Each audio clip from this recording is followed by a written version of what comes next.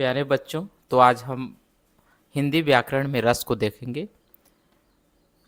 रस क्या है, रस की निष्पत्ति कैसे होती है, रस के भेद देखेंगे और रस के प्रकार देखेंगे।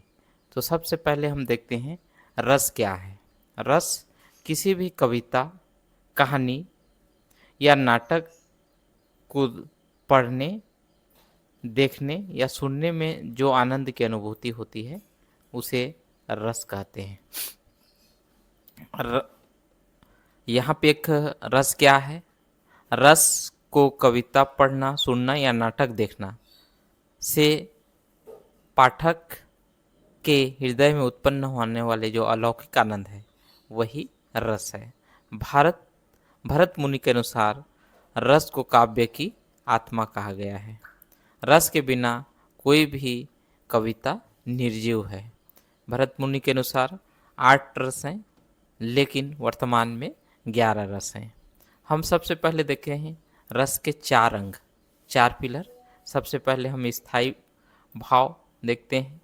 ये हमेशा मन में विद्यमान होते हैं। इस मन में हमेशा रहने वाले जो मूल भाव होते हैं उसे स्थायी भाव कहते हैं।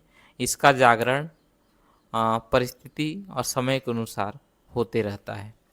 दूसरा है विभव। विभव स्थायी भाव को जगाने वाले जो कारण होते हैं, जैसे व्यक्ति, वस्तु या परिस्थितियाँ, ये क्या कहलाता है? विभव कहलाता है। अनुभव भाव जगाने के बाद शरीर की बाहरी चेष्टाएं जैसे कांपना, रोना, हंसना, ये जो है अनुभव कहलाता है। और संचारी भाव ये मन में उठने, गिरने और वाले जो क्षणिक भाव होते हैं वो संचारी भाव कहलाते हैं। इसकी संख्या 33 है। अब हम देखते हैं रस कैसे बनता है। इसको आसानी से एक कहानी के माध्यम से समझने का प्रयास करते हैं। एक लड़का है। लड़का अचानक सांप के सामने आ जाता है। लड़के का अचानक एक भयानक सांप का देखना ये विभाव कहलाता है। तो उसके मन में जो भय या डर का जागरण होता है वही क्या है? स्थायी भाव है।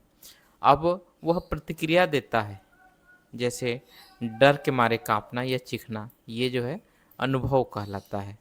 और संचारी भाव उसके मन में जो चिंता होती है, शंका होती है या घबराहट होती है, वो संचारी भाव है। संचारी भाव पानी के बुलबुले के समान उठता है। वो सोचता है क्या मैं मर जाऊंगा, क्या मैं भागूं, इत्यादि जो सोचता है वही संचारी भाव है। और इन चारों के मिलने से रस की उत्पत्ति होती है, रस की निष्पत्ति होती है। हम अब देखते हैं परिभाषा की मास्टर ट्रिक। पर किसी भी रस को, 11 रसों में से किसी भी रस को हम अलग अलग परिभाषा रखने की आवश्यकता नहीं है। बस एक सूत्र याद कर लें तो हम आसानी से परिभाषा बना सकते हैं। यहाँ पे सहृदय के स्थित, हृदय में स्थित स्थायी भाव में जो है, जिस रस के बारे में हम परिभाषा लिख रहे हैं उस रस की स्थायी भाव को लिखना है। तो उसके बाद लिखेंगे नामक स्थायी भाव का जब विभाव, अनुभव और संचारी भाव से संयोग होता है तब उस रस का नाम लिखना है। उदाहरण के लिए मान लो मैं श्रृंगार रस के बारे में लिखना चाहता हूँ परिभाषा, तो यहाँ लिखूंगा मैं से हृदय के हृदय में स्थित स्थायी भाव के जगह में हम क्या लिखेंगे? रति। क्या लिखेंगे? रति। रति नामक स्थायी भाव का जब विभाव, अनुभव और संचारी भाव से संयोग होता है तो यहाँ पे श्रृंगार रस बनते हैं। श्रृंगार रस। तो इस तरह से मान लो वीर रस का लिखना है तो यहाँ पे नीचे दिया हुआ है सहृदय में स्थित उत्साह नामक स्थायी भाव का जब विभाव, अनुभव और संचारी भाव से संयोग होता है तो वीर रस की निष्पत्ति होती है। तो इस प्रकार हम परिभाषा की मास्टर ट्रिक के माध्यम से आसानी से किसी भी रस की परिभाषा लिख सकते हैं। अब हम देखते हैं संचारी भाव और स्थायी भाव में अंतर। स्थायी भाव पानी के स्थायित्व को, जैसे यहाँ पे समुद्र का इमेज दिखाया गया है, समुद्र का यह अंत तक टिका रहता है। मन में जो भाव शुरू से हैं, अब इसकी संख्या 11 है। मूल रूप से 9 मानी गई है। प्रेम, क्रोध और भय ये इसके हैं। और संचारी भाव ये पानी के बुलबुले के समान उठते हैं और क्षण भर में समाप्त होते हैं, जैसे लज्जा, हर्ष, शंका, चिंता। इसकी संख्या जो है 33 है। भरत मुनि के अनुसार संचारी भाव को व्यभावचारी भाव कहा जाता है। अब हम पहला रस श्रृंगार रस के बारे में देखते हैं। श्रृंगार रस परिभाषा तो हम आसानी से हमको समझ में आ जाएगा। सहृदय के हृदय में स्थित रति नामक स्थायी भाव का जब संचारी भाव विभाव अनुभाव से संयोग होता है तो श्रृंगार रस की निष्पत्ति होती है। रस राज कहा गया है, इसे रसों का राजा गया है। इसका स्थायी भाव रति या प्रेम होता है। पहचानने का ट्रिक, जब नायक नायिका का मिलन या बिछड़न का वर्णन जहाँ पे हो वो क्या होता है, श्रृंगार रस होता है। नयन, रूप, मिलन, विरह और प्रेम, इस तरह के शब्द जो है जिस कविता में है तो वो श्रृंगार रस होगा। प्रसिद्ध उदाहरण यहाँ पे दिया है, बतरस लालच लाल की मुरली धरी लुकाए, सोहे करे भौनी हंसे, देन कहे नटी नहीं जाए। तो ये प्रसिद्ध उदाहरण है संयोग श्रृंगार का।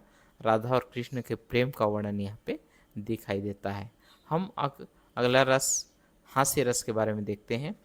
परिभाषा हम मास्टर स्ट्रोक में पढ़ चुके हैं। उसके अनुसार सहृदय के हृदय में स्थित हास या हंसी नामक स्थायी भाव का जब विभाव अनुभाव और संचारी भाव से संयोग हो तो हास्य रस की निष्पत्ति होगी। ये पहचानने का ट्रिक, विचित्र वेशभूषा, मूर्खतापूर्ण बातें या अटपटी स्थितियों का वर्णन जिसे सुनकर हंसी आ जाए तो ये क्या होगा, इस हास्य रस होगा। जैसे शब्द हंसे, गंजे, विचित्र, ये शब्द दिखाई देंगे। यहाँ पे एक प्रसिद्ध उदाहरण दिया हुआ है, बुरे समय को देखकर गंजे तू क्यों रोए, किसी भी हालत में तेरा बाल न बाका होए। तो इस तरह हास्य रस की उदाहरण हमने देखा। अब हम आगे बढ़ते हैं करुण रस। करुण रस का स्थायी भाव शोक होता है। परिभाषा की बात करें तो सहृदय के हृदय में स्थित शोक नामक स्थायी भाव का जब विभाव अनुभव और संचारी भाव से संयोग होता है तो करुण रस की निष्पत्ति होती है।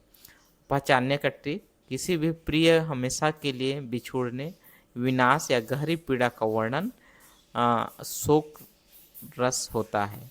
इसके मुख्य शब्द मृत्यु, हाय, विलाप आदि शब्द रहते हैं। यह एक प्रसिद्ध उदाहरण है, श्रवण की माता जब श्रवण की मृत्यु हो जाती है तो विलाप करते हुए रोती है, मणि खोए भुजंग सी जननी, फन सा पटक रही थी शीश, अंधी आज बनकर मुझको, क्या न्याय तुमने किया जगदीश।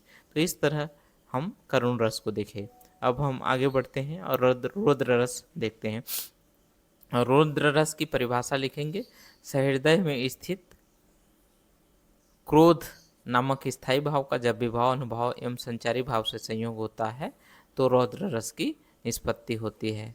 जब अन्याय या अपमान के कारण भयंकर गुस्सा या बदला लेने की भावना, आंखें लाल होना, ये इसके लक्षण हैं।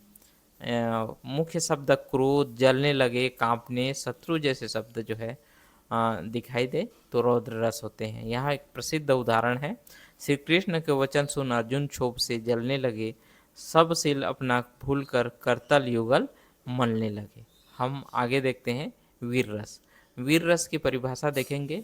वीर रस सहृदय में स्थित उत्साह नामक स्थायी भाव का जब विभाव अनुभव एवं संचारी भाव से संयोग होता है तो वीर रस की निष्पत्ति होती है। पहचानने का ट्रिक, युद्ध, साहस, पराक्रम और देश प्रेम की बातें जिन्हें पढ़कर रोंगटे खड़े हो जाएं तो वीर रस की उत्पत्ति होती है। मुख्य शब्द वीर, लड़ी, तलवार, कहानी आदि शब्द जो है रहते हैं।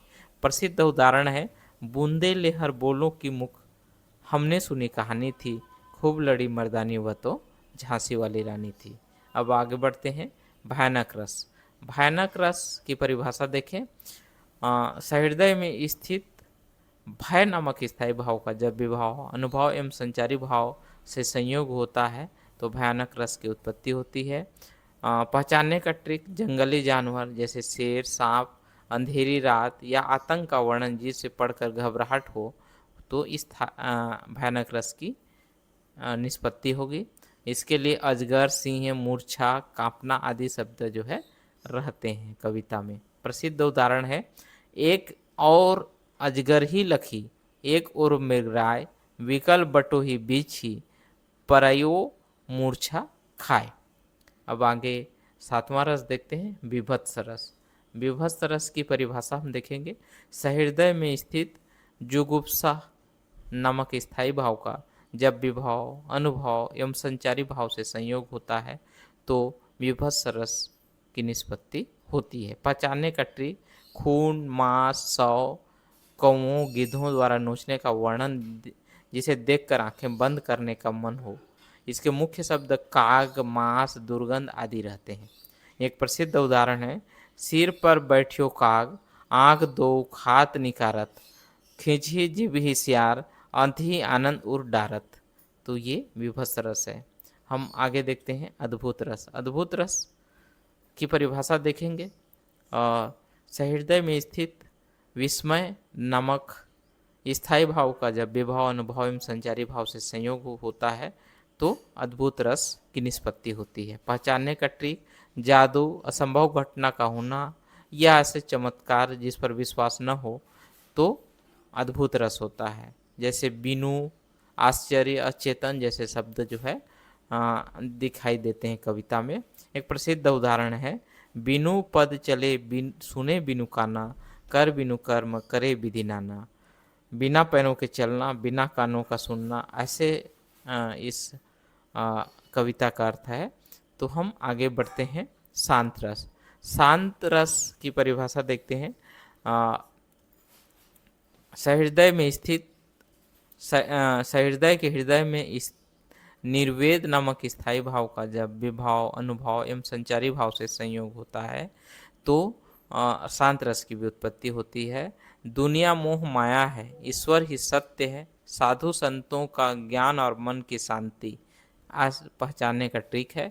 मुख्य शब्द हरि, माटी, अंधियारा, दीपक रहता है। एक प्रसिद्ध उदाहरण है, जब मैं था तब हरि नहीं, अब हरि है मैं नहीं। जब सब अंधियारा मिट गया, जब दीपक देखियो माही। अब आगे हम वात्सल्य रस के बारे में देखें। वात्सल्य रस की परिभाषा देखेंगे, सहृदय में स्थित वसलता नामक स्थायी भाव का जब विभाव, अनुभव, संचारी भाव से संयोग होता है तो वात्सल्य रस होता है। पहचानने का ट्रिक, बचपन की मासूमियत, माँ का अपने बच्चों से दुलार, विशेषकर बाल कृष्ण, बाल दशा, जसोदा, सुत आदि शब्द जो है कविता में देखने को मिलता है। प्रसिद्ध उदाहरण है, बाल दशा सुख निरखी जसोदा, पुनि पुनि नंद बुलावती, अचरा तरले ढाकी सुर, प्रभु को दूत प्यावती। अब हम अंत में भक्ति रस के बारे में देखेंगे। सहृदय में स्थित, सहृदय के हृदय में देवरति नामक स्थायी भाव का जब विभाव, अनुभव एवं संचारी भाव से संयोग होता है तब भक्ति रस की निष्पत्ति होती है। भगवान कृष्ण के प्रति पूर्ण समर्पण, मीरा या कबीर की भक्ति भावना आदि जो है भक्ति रस के उदाहरण हैं। गोपाल, प्रभु, भगवती आदि जो है, भक्ति आदि शब्द जो है मुख्य शब्द हैं जो भक्ति रस के कविताओं में पाए जाते हैं। मेरे तो गिरधर गोपाल दूसरा न कोई, जाके सिर मूर मुकुट मेरो पति सोई। यहाँ मीराबाई कृष्ण के बारे में बोलती हैं कि मेरा केवल गिरधर गोपाल ही मेरा है, कोई दूसरा कोई नहीं है, और जिनके सिर पर मूर मुकुट है वही मेरे पति है। तो इस प्रकार भक्ति रस की एक कविता देखने को मिलता है। अब हम थोड़ा सा मास्टर सीट देखते हैं। जैसे श्रृंगार, इधर रस के नाम है, इधर स्थायी भाव है। जैसे श्रृंगार का रति, हास्य का हास, करुण का शोक, रौद्र का क्रोध, वीर रस का उत्साह, भयानक रस का भय, विभत्स रस का जुगुप्सा, अद्भुत रस का विस्मय, शांत रस का निर्वेद, वात्सल्य रस का वसलता और भक्ति का देवरति। तो इस प्रकार हम आसानी से आज रस के बारे में समझ बनाए हैं। धन्यवाद, थैंक यू।